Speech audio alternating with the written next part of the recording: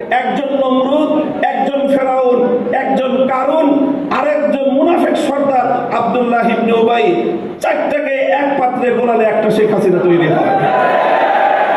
এই জন্য শেখ হাসিনা এবং তার প্রেতাত্মাদেরকে বাংলাদেশের রাজনীতিতে আর কোনোদিন পুনর্বাসিত হতে দেওয়া যাবে না।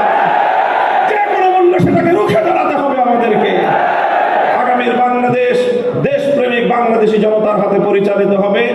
বাংলাদেশ সামনের দিকে অগ্রসর হয়ে যাবে এবং আপনাদের জাতীয়তাবাদী দলের বর্তমান আপনাদের সভা এই চেয়ারপারসন বেগম জিয়ার সুস্বাস্থ্য কামনা করি এবং ভারপ্রাপ্ত চেয়ারম্যান তারেক রহমানের নেতৃত্বে গোটা বাংলাদেশ জুড়ে নতুনভাবে ছাত্রদল আবার পুনর্গঠিত হবে, সুসংগঠিত হবে এবং মেধাবীদের দ্বারা দেশ গঠন করার যোগ্য নেতৃত্ব এখান থেকে গড়ে উঠবে, বেরিয়ে আসবে, সেই প্রত্যাশা ব্যক্ত করছি।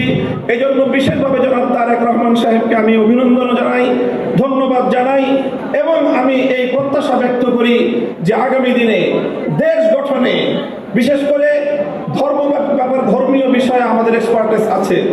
সেই জায়গা থেকে আমি জনাব তারেক রহমান সাহেবকে রাষ্ট্র এবং রাজনীতি পরিচালনায় ধর্মীয় দৃষ্টিকোণ থেকে যে কোনো ধরনের পরামর্শ এবং সহযোগিতা দেওয়ার জন্য ইনশাআল্লাহ প্রস্তুত রয়েছি।